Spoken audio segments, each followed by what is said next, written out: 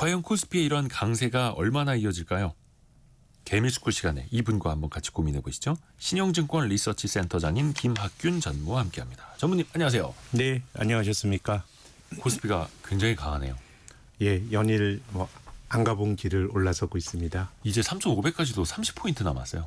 네, 그렇습니다. 이런 기세라면은 머지않아 네, 가능할까요?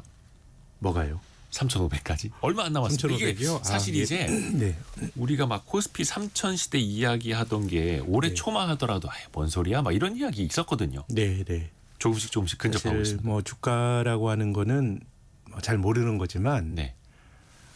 코로나 직후에 많은 나라 시장이 유동성이 풀리면서 사상 최고치를 쳤고요. 그러다가 이제 2022년에 또 다 같이 인플레이션 때문에 미끄러졌습니다. 네. 미국도 그렇고 한국도 그렇고. 근데 대부분의 나라가 2021년에 기록했던 고점을 2023년, 2024년이 넘어가면서 네. 몇 년째 사상 최고치 행진을 하고 있거든요. 이미 그랬죠. 네, 그렇다 그러면 한국만 그 길을 가지 말라는 법은 없죠. 또 다만 이제 또 다르게 생각을 하면 미국이라든가 다른 나라들이 많이 올랐기 때문에 앞서갔던 나라, 특히 이제 미국 증시가 조정을 받게 될 경우에 그런 여파가 한국으로 옮겨올 수도 있는데 기본적으로 주식 투자라고 하는 게 고점이 어디인지를 맞추기는 힘든 게임인 것 같아요. 한번 꺾이는 거 보고 여러 차례 말씀드렸지만 꺾이는 어깨에서 보고 야 고점이 지났나 보구나 하고 좀 사후적으로 판단 내리는 게 저는 정석이라고 본다면 제가 주가를 알아서가 아니라 여기서 더 오르는 게 버거운 수준이다 이건 아닌 것 같고요.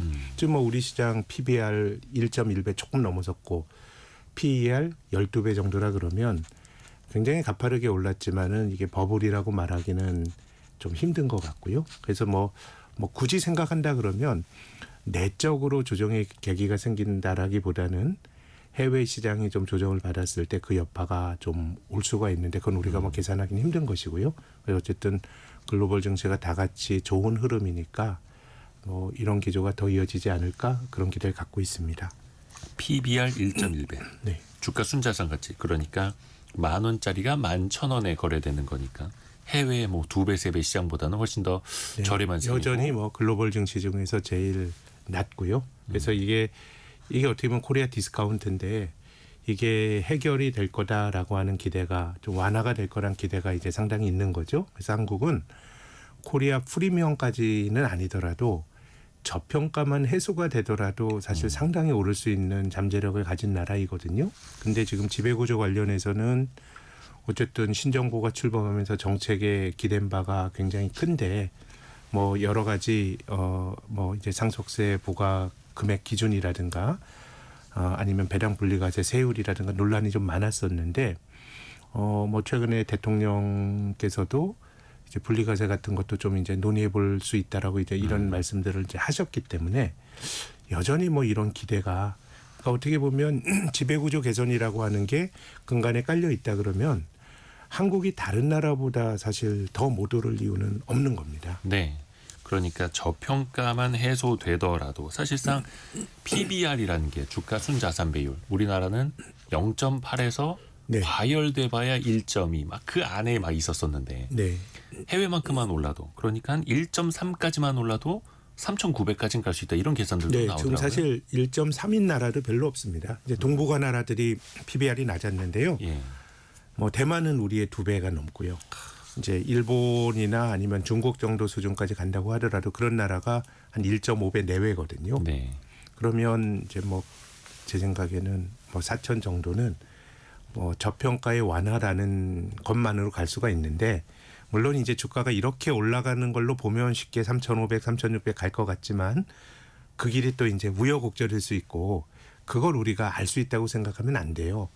작은 파동을. 예컨대 8월에도 주가가 쉬었잖아요. 네. 그럼 이게 조정이고 다시 박스 피고 그렇게 생각하면 안 되는 거고 주식이라고 하는 거는 올라갈 때는 생각보다 더 많이 오르는 게 주가고 반대로 떨어질 때도 마찬가지 같아요. 그렇기 때문에 지금은 제 생각에는 제가 여러 가지 의견을 말씀드렸지만 예단하는 것보다 시장이 주는 신호를 어쨌든 올라가는 게 꺾이려면 조정이 나와야 꺾이는 거잖아요. 네네네. 조정의 초기 국면에서 저의 표현으로는 우리가 기본적으로 천정은 알 수가 없지만 상투는 알 수가 없지만 꺾이는 어깨 국면에서 우리가 고민을 해봐야 되고 그 전까지는 미리 예단하게 되면 강세장에서 실수할 수 있어요. 뭐 여기 얼마나 더 오를지 제가 확신을 갖고 말씀드린 건 아니고 생각보다 더 오를 수 있는 게 주가기 때문에 지금은 예단하기보다 시장이 보여주는 신호를 보고 거기에 대해서 우리가 사후적으로 좀 잘 해석하고 고민할 필요가 있는데 지금은 아직까지 뭐 꺾이는 어깨에 대한 신호는 전혀 안 나오니까요. 네. 그렇죠. 그러니까 최소한 지금 이 올라가고 있는 국면이 머리, 어깨, 발, 무릎 뭐 어깨인지 목 네. 근처인지 머리인지는 모르겠으나 적어도 내려오는 부분의 어깨는 아니라는 거. 그 네. 하나는 아직 안 알 수 있는 내려왔으니까요. 거죠. 그렇죠? 네. 그래서 이제 저평가만 해소되더라도 우리 시장은 더 올라갈 여지도 더 있어 보이는 거고 사실 그 저평가 해소하기 위해서 여러 가지 정책들도 내놓는 거고 이재명 대통령도 그 뉴욕 유엔 총회 가는 김에 뉴욕에서 또 이른바 K 증시 세일즈를 하고 온다 하더라고요. 네. 글로벌 이제 월가의 사람들도 미팅을 한다고 하고 분명히 거기에서도 어떻게 보면 코리아 디스카운트를 해소할 수 있는 그런 추가적인 정책 의지에 대한 질문들도 아마 많이 나올 거예요. 네. 사실 뭐 꼭 정책이란 게 주식하는 사람들만을 위해서 저는 뭐 쓰여질 수는 없다고 생각이 되고 특히 최근에 주가가 올라가는 게 뭐 애널리스트 입장에서 말씀을 드리면 우리가 경제학 교과서에 보면 주가는 경제의 그림자이다. 뭐 이런 얘기 있잖아요. 기업의 실적이고. 예. 근데 주가가 올라가는 건 앞으로 경제가 좋아질 거를 네. 미리 선행적으로 보여주는 신호야. 이런 게 이제 투자론 교과서에 나오는 말이지만 제 생각에는 지금 세상은 그게 아닌 것 같아요. 그냥 별세계 같아요. 그러니까 실물 경제라는 리그가 있고 자산 시장이라는 리그가 있는데 자산 시장이 실물 경제보다 훨씬 더 저는 좋은 평가를 받는 게 글로벌하게 나타나는 현상이기 때문에 그렇죠. 우리가 주가 올라가는 것만 보고 뭐 한국 경제에 대해서 지나치게 뭐 장밋빛 뭐 생각을 갖거나 여기에 대해서는 동의하지 않지만 다만 지금 어떤 걸 하더라도 우리가 직면하고 있는 어떤 저성장이라고 하는 그 수레바퀴를 참 되돌리기는 힘든 것 같아요. 네. 근데 이제 저는 주가 올라가서 한국 경제의 많은 부분이 해결된다. 여기 동의하진 않지만 저는 정책이라고 하는 게 굉장히 거대 담론보다 할 수 있는 거 조그만 거 하나가 가져올 수 있는 순기능을 저는 생각해야 되는데 그래도 주가가 올라갔을 때 웃는 국민들이 많아졌죠. 5년 예전보다 훨씬 전에는 한 많아졌죠. 600만 명인데 지금 1,400만 명이면 예. 이 주가 올라가는 걸 너무 과대 포장하지 않더라도 이게 뭔가 그 순기능을 할 수 있는 그런 어떤 여건은 과거보다 더 커졌던 거거든요. 그렇기 때문에 어쨌든 저는 뭐 국민의 1,400만 명이 주식이라고 하는 자산에 이해관계가 노출이 돼 있다 그러면 뭐 이걸 저는 너무 과대 평가해서는 안 된다고 보지만 정치 영역에서 이거를 또 너무 그 좀 사소하게 봐서는 안 될 것 같고요. 그렇죠. 그래서 뭐 전체적으로 보면 또 주가가 올라감으로써 발생할 수 있는 그런 순기능이 과거보다는 좀 작동할 수 있는 거 아닌가 저는 그렇게 봅니다. 그 산술적으로는 경제활동 인구 2명 중에 1명이 주식 투자를 한다라는 셈이니까 네. 또 전반적으로 또 영향을 안 줄 수가 없는 거고요. 뭐 자산 효과 같은 거 기대해 보면 왜 경기 선행 지수에도 코스피가 들어가듯이 네. 코스피가 또 좋아지면 네. 경기도 또 좋아지는 일종의 마중물, 뭐 이제 자산 효과 신호가 네. 또 될 수도 있어요. 특히나 이제 우리는 지배구조 개선이라고 하는 기대가 깔려 있는데 이제 집값이 올라갔을 때 자산 효과가 발생하느냐. 한국에서는 뭐 여러 가지 논란이 있지만 자산 효과 인과성은 없는 것 같아요. 근데 집값이 올라간다 그러면 그냥 내 돈이 부동산에 깔려 있는 거거든요. 그래서 돌진 않고. 지금 우리나라의 소비 침체라는 게 저는 부동산에 너무 많은 돈이 깔려 있기 때문이라고 생각하거든요. 네. 뭐 집 산 사람들은 집값이 올라가서 좋을 수 있지만 소비로 연결되기가 힘든데 사실 주식도 바이앤홀드라고 하는 걸 하면서 올라가는 강세장에 있다 보면 사실 주식을 팔아야 돈이 되는 거긴 하지만 대체로 이제 주식은 배당이라고 하는 게 있기 때문에 그렇죠. 어느 정도는 그 자산 효과가 부동산보다는 조금 자산 효과가 발생하는 연결고리가 조금 강한 것 같고 특히 우리 지배구조 개선이라고 하는 것 중에서 주주환원이라고 하는 것도 굉장히 중요한 연결고리로 거론이 되고 물론 이제 우리가 주식으로 저는 장기 투자해서 돈을 버는 거는 배당의 재투자라고 하는 것도 내가 여력이 있으면 배당 받은 돈을 쓰시는 것보다 그 주식을 또 사거나 새로 투자하는 배당의 재투자라고 하는 게 장기 주식의 성과에 굉장히 큰 영향을 주기는 하는데 그렇죠. 뭐 필요하면 배당 뭐 그 쓸 수도 있는 거잖아요. 네. 그렇기 때문에 캐시플로우가 좀 나오는 자산이기 때문에 제 생각에는 주가가 올라가게 되면 뭔가 저는 순기능이 주택보다는 작동할 개연성이 크다고 봅니다. 그 지금은 이제 배당금이 들어오는 시기가 조금씩 그래도 분산되는 분위기이긴 합니다만 네. 대부분의 배당금 많이 들어오는 4월이 되면 투자하시는 분들 입장에서 이제 조금 좋아지시죠. 네, 그럼요. 또 따박따박 이렇게 내 계좌로 들어오는 그 배당이라는 게 이게 또 장기 투자를 이끄는 힘이기도 하고요. 그렇죠. 매년 받다 보면 이게 의외로 큰 힘이 됩니다. 네. 그래서 또 이제 기업들이 배당을 더 많이 확대하도록 배당소득 분리과세를 비롯해서 배당을 더 확대할 수 있는 그런 정책. 물론 이제 세법은 논의 중에 있습니다만 이것도 빨리 좀 결정이 나야 될 텐데요. 근데 이제 많은 분들이 또 오해하시는 게 지금 기업 실적이 그렇게 막 좋아지는 건 아니잖아요. 네. 앞에서도 말씀하신 것처럼 실물 경제랑 자산 시장은 좀 다른 리그인 것 같다라고도 표현을 해주셨고 기업들의 실적이 지금 막 이익이 좋아져서는 아니고 저평가만 해소가 되는 네. 이런 상황인 거고요. 이익도 좀 좋아지면 좋을 텐데 오늘 네, 다만 이제 그런 네. 말씀은 드리고 싶은 게 이제 뭐 독일이나 일본이나 이런 나라 주가가 몇 년째 사상 최고치인데 사실 기업 이익이란 관점에서 보면 지금 트럼프 대통령이 저런 막 관세를 물리고 하기 때문에 네. 사실 앞으로 1, 2년의 실적이 어떻게 될지 가늠하기는 좀 힘든데 그래도 한국이 이 산업 포트폴리오가 이게 뭐 총량적으로 괜찮다라는 의미는 아니지만 우리가 뭐 조선도 경쟁력이 있고 반도체도 경쟁력이 있고 지금 화장품이나 음식료와 같은 소비재도 이제 외국인들에게 경쟁력이 있기 때문에 네. 전체적으로 보면 한국 경제 펀더멘탈이 저는 총체적으로 보면 어렵다 공감하지만은 이제 상장사 내에서의 산업 포트폴리오를 보면 사실 저는 뭐 한국보다 멀쩡한 나라도 별로 없는 것 같아요. 예. 우린 정말 양호한 편이고. 예, 이거를 뭐 그 어떻게 보면 네. 너무 이제 우리 경제가 걸어온 길을 보면서 이 굉장히 이제 우리가 객관적으로 어려운 건 사실인데 너무 자기 비하적인 특히 투자자 입장에선 그런 태도를 가지는 건 좋지는 않은 것 같아요. 네. 욕심이 많죠. 욕심이 많아서 그런 거고 사실 우리 시장 우리나라만 해도 정말 대단한 거고 환율 한번 좀 이야기를 좀 해볼까요? 1,395원에서 1,390원대 후반 네. 가리키고 있는데 1,400원이라는 문턱은 넘지 않고 조금 이제 내려오기는 하는데 그런데 아예 그냥 만성으로 1,300원대 후반에 있기도 하거든요. 네, 그렇습니다. 환율이 딱히 넘치지도 않고 그리고 타고 내려오지도 않는 이 현상은 지금 좀 어떻게 이해하고 계세요? 저는 지금 환율 움직이는 게 한국과 별로 관련이 없는 것 같아요. 물론 이제 지금 우리가 대미 투자하기로 한 3,500억 달러인가요? 네. 이거 어디서 마련해서 할 거냐 이런 논란 되게 많잖아요. 네. 이제 한국은행이 미국 연준과 통화 수합을 뭐 맺어야 되는 거 아니냐 뭐 그런 얘기도 있고. 네. 근데 이제 이거는 당장 돈이 나가는 게 아니라 아주 장기적인 미션이거든요. 네. 만약에 저는 환율도 가격이기 때문에 만약에 우리나라가 혹자가 말하는 것처럼 3,500억 불이 한꺼번에 빠지면 외환 위기급에 만약에 위기가 난다. 이게 뭐 이다 아니다 그런 주장하시는 분 계세요.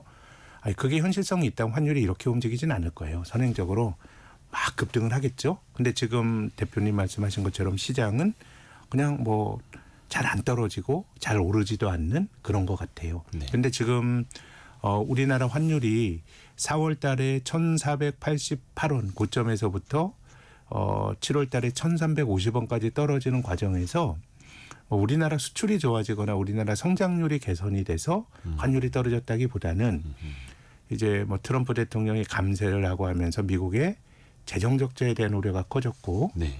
또 최근에 이제 스티브 마이런이라는 사람이 이제 미국 연방준비제도 이사까지 들어갔는데 네.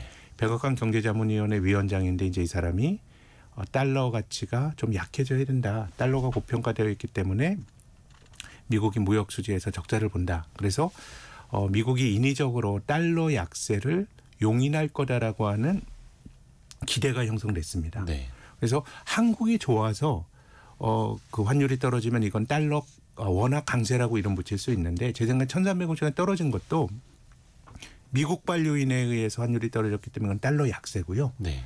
지금 1,350원에서 1,400원 언저리까지 한 50원 뛰었습니다. 네. 이것도 제 생각에는 원화 약세가 아니고요. 그냥 달러 강세입니다. 통화라는 게 다 상대적인 상대적인데 이번에 달러 강세는 미국발 요인이 아니고 유럽이 지금 좀 어렵죠. 재정 문제로. 예, 프랑스의 재정 적자에 대한 우려가 커지고 있고 또 지난주에는 영국의 재정 적자에 대한 우려가 커지면서 지금 그 영국의 10년짜리 국채 수익률이 4.7%까지 올라갔습니다. 예. 사실 우리나라가 지금까지 살면서 뭐 브라질이라든가 이런 좀 이제 변방이라기보다는 좀 이제 고성장을 하고 네, 또 개발도상. 재정적으로 조금 문제가 있는 나라보다는 금리가 낮았지만 네. 우리가 선진국보다 금리가 낮은 적이 없었어요. 근데 우리나라 10년짜리 국채는 2.8입니다. 네. 근데 영국의 길트라고 하는 오래된 영국 국채를 말하는 게 길트인데요. 영국의 10년짜리 국채 4.7이고요. 프랑스 국채 수익률도 3%가 넘어갑니다. 그래서 지금은 유로존의 재정 적자에 대한 우려 때문에 보다 정확히는 사실은 달러 약세라기보다는 달러 강세라기보다는 유로 약세입니다. 그리고 파운드 상대적으로. 약세고요. 네. 그러니까 상대적으로 달러가 강세고 이런 영향이 뭐 어쨌든 우리나라도 선진국으로 볼 수도 있고 신흥국으로 볼 수 있는데 그러다 보니까 이제 강달러가 한국의 환율에도 영향을 주는 것 같고요. 근데 이제 매우 흥미로운 사실은 한 15년 전에 소위 피그스라고 하는 포르투갈, 이탈리아, 그리스 그리고 스페인이었죠. 네. 이런 나라들의 재정 위기가 불거질 때는 물론 이제 그때 그리스 금리는 더 급등을 했지만 그런 나라들의 금리가 급등하고 유럽의 주가도 조정을 받고 또 그때 한국의 주식시장도 영향을 많이 받고 흔들렸었죠. 했었는데요. 지금 뭐 오늘 그 조간신문 보신 분들은 거의 다 외신면에 영국의 재정 적자에 대한 우려 때문에 영국 금리가 올라가고 영국 파운드가 약세다 이런 네. 기사를 보셨을 텐데 네. 영국 주가는 그냥 사상 최고치입니다. 고점 부근이니까 조금 그때와는 다른 것 같아요. 그럼 이제 시장이 믿고 있는 건 뭐냐? 제 생각에는 일본을 봐도 마찬가지인데 사실 부채가 많이 늘어난 나라의 가장 앞서간 나라는 지금 뭐 일본이죠. 정부 부채가 GDP의 250%가 넘은 거고요. 그러면 그때 일본이 어떻게 했느냐라 그러면 중앙은행이 결국 뭐 양적완화라든가 채권을 사면서 국채를 그 소비하면서 수요해주면서 금리가 낮게 유지가 됐거든요. 네. 그리고 2022년도 가을에 그때 이제 토러스라고 하는 영국 총리, 여성 총리였죠. 이 사람이 이제 대처와 같은 굉장히 보수적인 그 대처 총리와 비슷하게 코스프레를 했어요. 그래서 작은 정부로 가고 세금을 깎아주고 이러면서 재정 적자에 대한 우려 때문에 그때 영국 국채가 급등을 했거든요. 그런데 그때 영란은행이 양적 긴축이나 금리를 올리는 사이클에 있었어요. 올리는 사이클에 있었는데 영국 금리가 올라가니까 그냥 금리 인상 사이클에서도 국채를 사주는 일시적으로 그런 액션이 나타났었어요. 영국의 중앙은행이 한편으로는 금리를 올리면서도 한편으로는 네, 기존금리를 올리는데 사주고. 양적완화를 한 거예요. 그러니까 이상한 거죠. 그래서 지금은 이것을 우리가 뭐 이제 가벼운 일로 봐서는 안 되는데 이제 유로존의 재정 위기 때도 당시 ECB 총재였던 드라기 총재가 예. 우리는 무엇이든 하겠다라고 하면서 시장이 좀 안정되고. 그래서 지금 어쨌든 우리가 재정의 문제를 좀 열심히 봐야 되는 건 맞는데 이제 중앙은행가들이 그동안 해왔던 어떤 여러 가지 모습들이 있기 때문에 주가는 그냥 좀 아니라는 생각일 수도 있겠지만 또 막아주겠지라는 기대가 있는 것 같고 그 모든 전범이 저는 일본이라고 봅니다. 그러니까 주식 시장이 사실은 그런 아니란 생각을 갖고 있었던 거는 과거에 각국 정부가 중앙은행이 또 해왔던 그 패턴을 알고 있기 때문인 거고요. 네, 그렇습니다. 그래서 참 살면서 그러니까 글로벌 투자자들이 그렇게 판단한다는 거잖아요. 지금 대한민국 국채보다 영국과 프랑스의 국채가 더 위험해. 그렇죠. 네.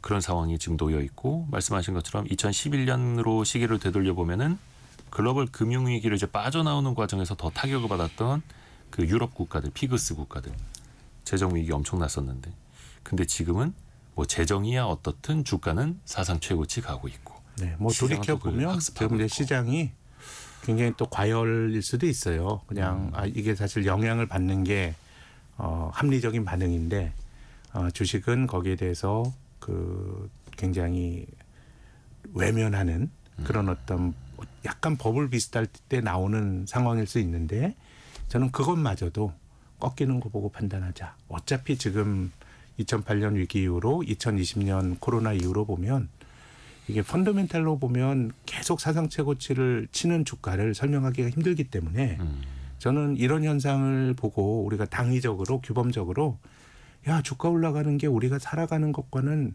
다른 세계야. 이거 뭐 그런 주장할 수도 있다고 봐요. 그런데 네. 우리는 시장에서 주식을 사고 팔고 여기서 돈을 벌고자 하는 사람들이라 그러면 뭔가 게임의 규칙이 좀 바뀐 것 같고 그래서 지금은 꺾이는 걸 보고 판단하자라는 게 저는 어느 나라 어느 투자나 지금은 필요한 자세인 것 같아요. 예단하기보다는. 그렇죠. 네. 그래서 이제 시장에 참여하는 사람 입장에서 난 이해 안 돼. 이게 말이 돼? 라고 하면은 또 시장과 반대로 가기 십상이고요. 네, 그렇습니다.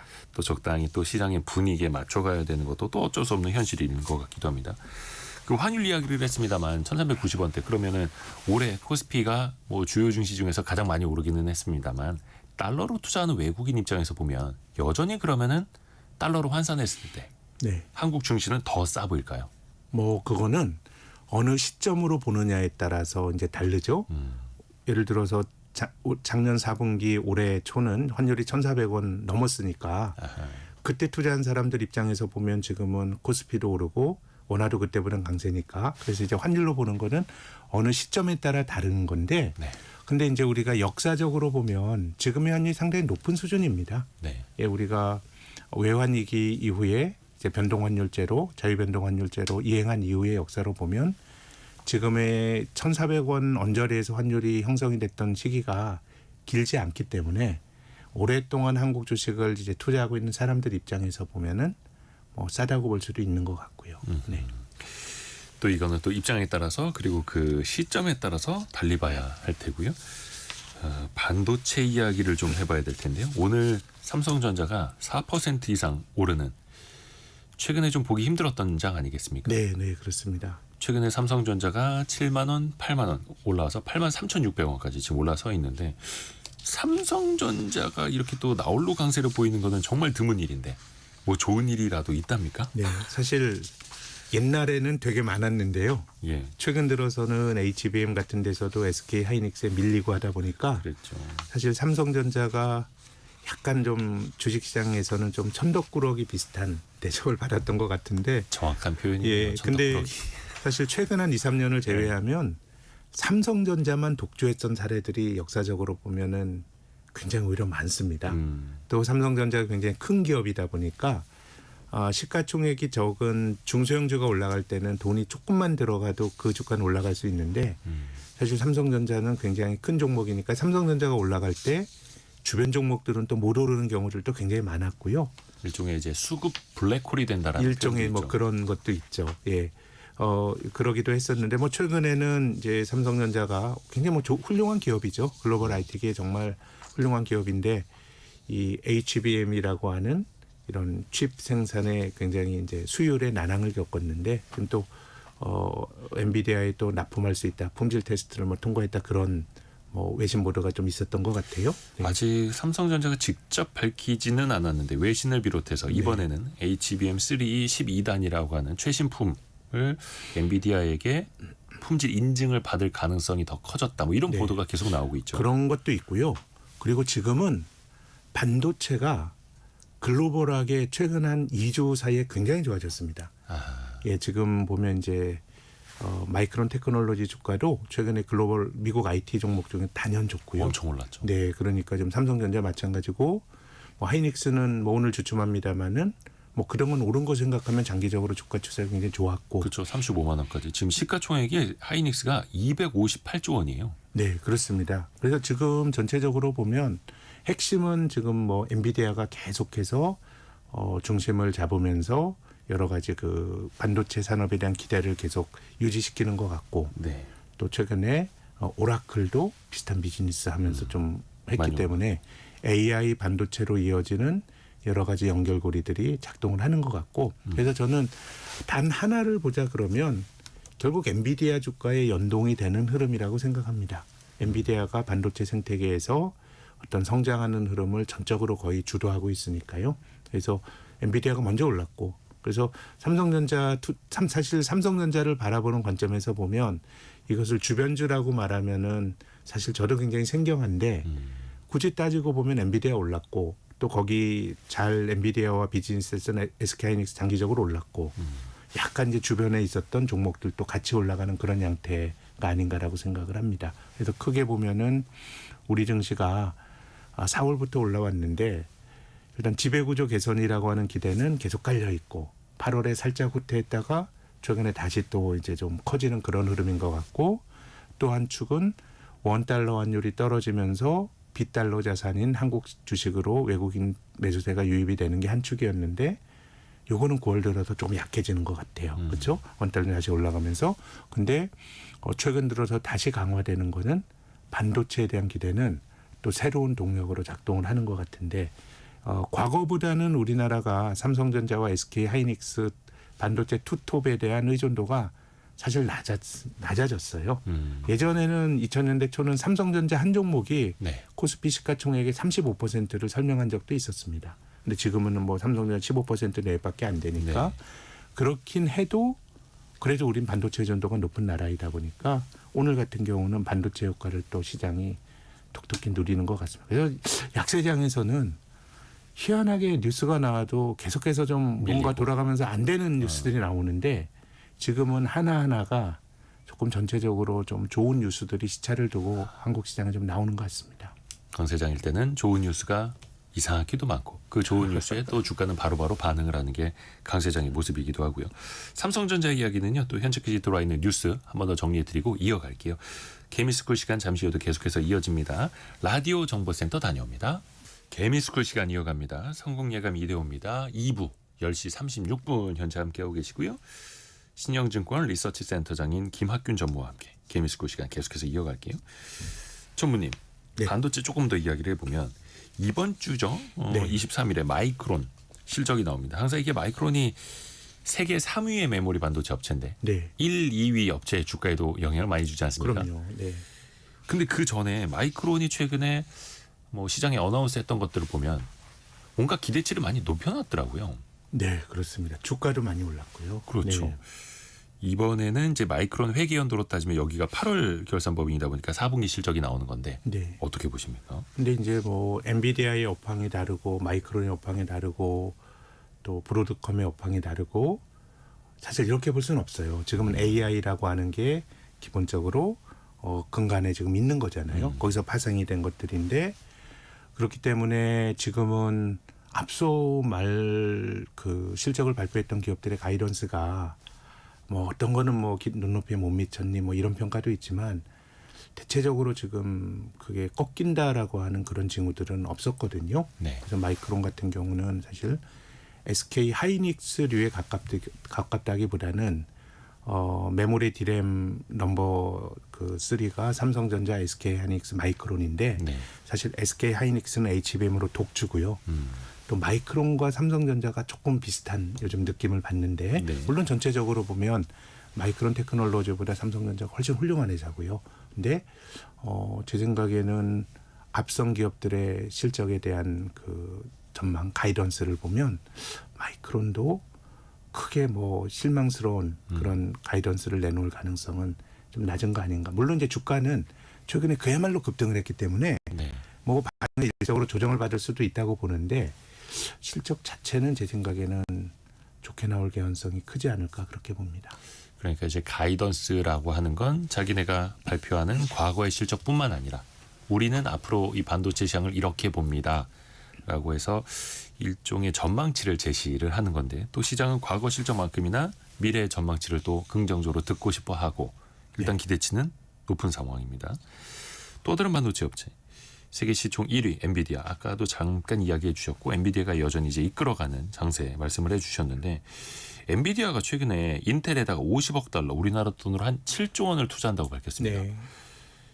물론 이게 미국 정부의 등쌀 때문인 건지 엔비디아의 어떤 필요에 의한 건지 좀 어떻게 평가를 하세요? 뭐 돈살이라고 봐야 되지 않을까요? 사실 효율적으로 생각하면 왜 인텔에 투자를 합니까? 인텔은 이제 저무는 해. 네, 저문은 해고 그리고 그 이미 바이든 행정부 때 미국의 반도체법이라는 게 이제 발효가 되면서 네. 이 그 주문형 반도체라고 할 수 있는 파운더리 인텔이 했다가 적자가 엄청나게 났습니다.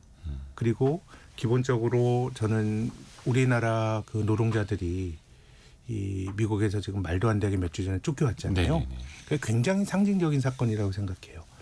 과연 그 공장을 이 돌릴 수 있는 숙련된 인력이 있느냐라고 생각을 해보면 저는 지금 그 트럼프 행정부가 상당히 이제 뭐 국가 자본주의적인 뭐 행태를 보인다 뭐 이런 주장들도 있는데 뭐 그런 일면이 있다고 봐요. 지금 그 일본 제철에 넘어간 US 스틸에 대해서도 이 황금주 같은 거 막 의결권 같은 거 막 행사한다는 거 아니에요? 그래서 많이 하는데 저는 이것이 전체적으로 비효율이고 특히 이제 파운더리나 이런 쪽에 대해서는 뭐 저는 뭐 미국이 할 수도 있다고 봅니다. 뭐 중국도 저렇게 약진을 막 하는데 미국이 시간을 두면 왜 못 하겠어요. 근데 저는 미국이란 시스템이 이걸 견뎌내기가 중국은 미국보다 훨씬 더 권위주의적인 정치 체제고요. 그냥 우리가 하자 그러면 하는 구조인데 네.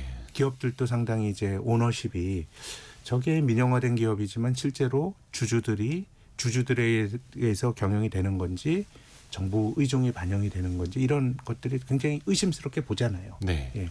특히 이제 중국의 기업들은 기업마다 다 뭐 이제 당위원회가 다 있고요.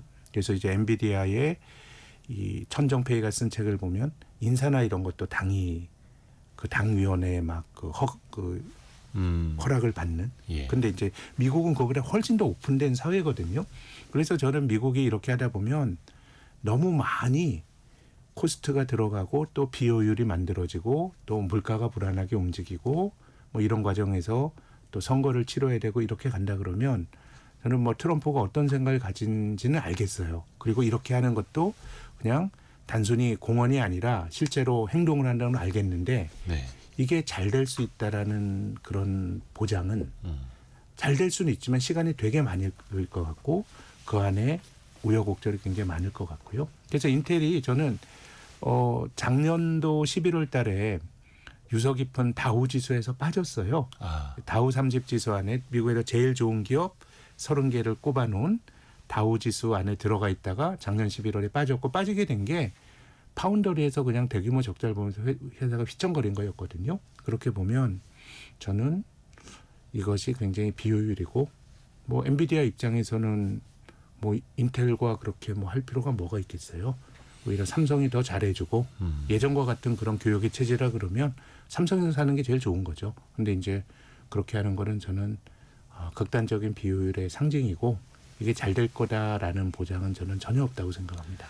그러니까 엔비디아 입장에서도 미국 정부가 인텔에 투자하라고 하니까 할 수밖에 없었던 거고 어떻게 보면 이제 이 영향으로 인텔의 주가도 많이 오르기는 올랐습니다만 미국 정부가 투자한 금액보다 50% 더 비싼 값에 투자 들어갔더라. 네, 엔비디아 네. 입장에서는. 그건 뭐 저의 뭐 미국 정부의 압박인지 뭐 저의 뭐 추정이긴 한데 경제적으로 보면 그랬을 가능성이 굉장히 높다고 봅니다. 그러게요. 그렇게 해서 엔비디아랑 인텔이 시너지를 낼 수 있다라고 보는 사람은 아직은 찾기는 힘든 상황이고요. 네, 그렇습니다. 조금 더 봐야겠습니다. 그러니까 일론 머스크도 최근에 그 미국의 비자, 특히 H1 비자, 그 전문직 취업 전문 비자를 놓고 이른바 미국 정부가 장사를 하듯이 수수료를 100배 올린 거 보고 굉장히 비판을 하더라고요. 지금의 미국 빅테크 기업들이 네. 엄청난 혁신을 할 수 있었던 거는 해외 유능한 인재를 받아들였기 때문인데 이렇게 되면서 미국의 빅테크들 성장과 유연성 측면에서 조금 더 뒤처지지 않을까 하는 염려가 나오긴 하더라고요. 그럼요. 우리가 장기적으로 봐야겠습니다. 지금 이제 벌어지는 일들은 지금 뭐 주가가 올라가고 뭐 그러니까 그냥 다 묻히는데 진짜 시간을 두고 우리가 봐야 될 그런 이슈라고 생각합니다. 미국에 굉장히 부담이 많이 될 수도 있고 미국이 중국보다는 훨씬 더 열린 사회이기 때문에 이게 얼마나 계속해서 이런 그 구조가 얼마나 갈지에 대해서도 당장 뭐 내년에 중간선거 이런 거 보면서 또 중간선거 자체가 여당이 이긴 적이 별로 없었어요. 굉장히 견제 의미가 있기 때문에 이제 그랬을 때 이제 트럼프가 계속 그렇게 칼을 휘두를 수 있을지도. 그래서 저는 지금 벌어지는 일들이 한 절반 정도는 뭐 예측이라고보다는 저의 바람이 담긴 의견이긴 합니다만은 상당히 유동적인 상황으로 봅니다. 이것이 앞으로 계속 지속 가능한 질서로 보기에는 너무 걸리는 게 좀 많다고 생각합니다. 그렇죠. 또 이제 분리하면 또 말을 바꾸는 게 또 미국 최근 행정부의 스타일이기도 하고요. 증시내에서 수급을 보면 오늘도 개인 투자자들이 코스피에서 한 5천억 이상을 순매도하고 있네요. 네. 그러니까 좀 증시가 올라오면서 삼성전자도 개인 투자자들은 좀 팔고 있고 네. 증시 전반적으로 외국인을 사지만 개인들은 줄여나가고 있더라고요. 네. 어떤 생각일까요? 이 정도면 너무 많이 오르지 않았나라고 개인 투자자들은 좀 생각하고 있는 것 같은데. 예, 그렇게 볼 수도 있는데요. 뭐 그렇게 봐야 되겠죠, 그렇죠?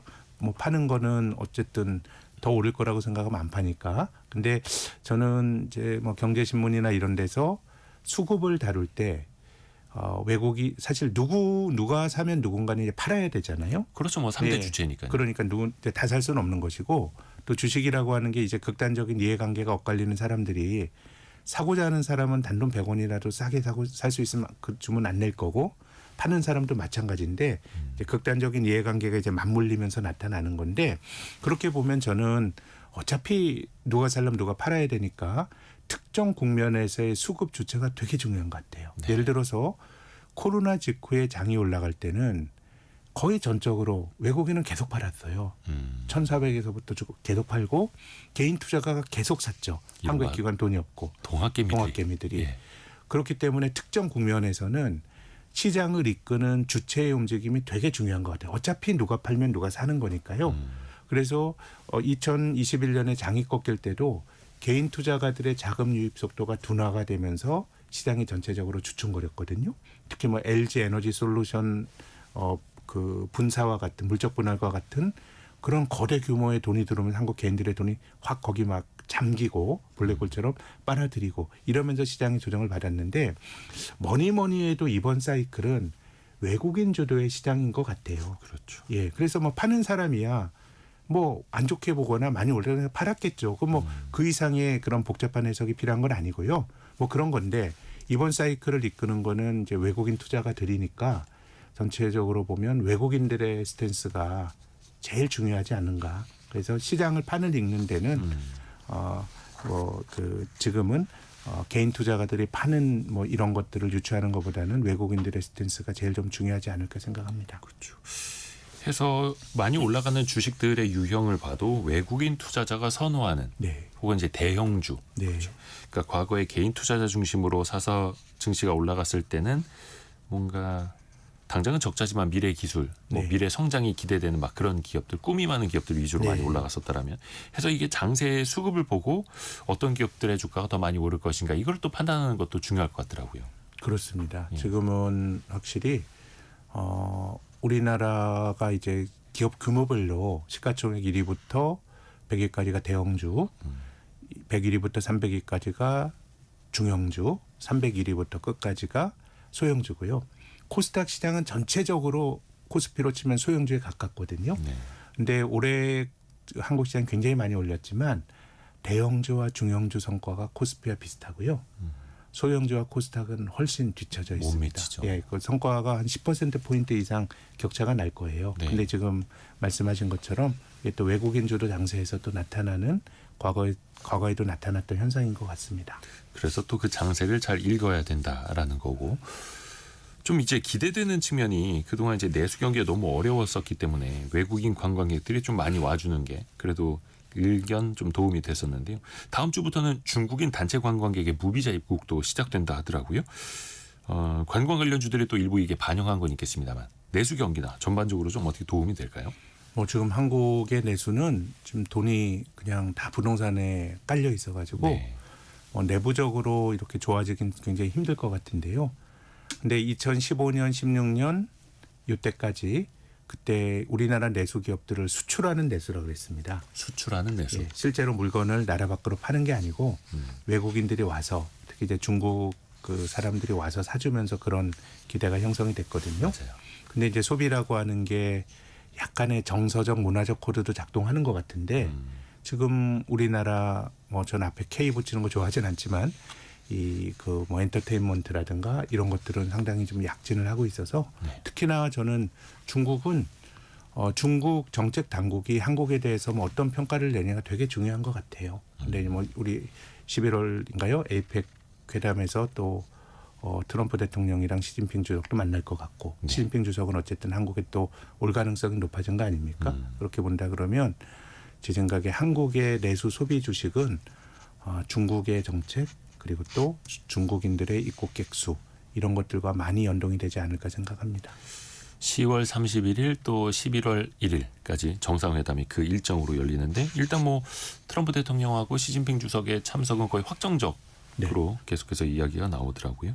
우리도 그 기대를 좀 같이 해봐야 되겠고 시간이 벌써 다 돼가지고 하나만 조금 더 여쭤보면은 OECD가 우리나라 경제 성장률 전망치 다시 한번 발표한다고 하는데 기존에는 낮추기 급급했잖아요. 네.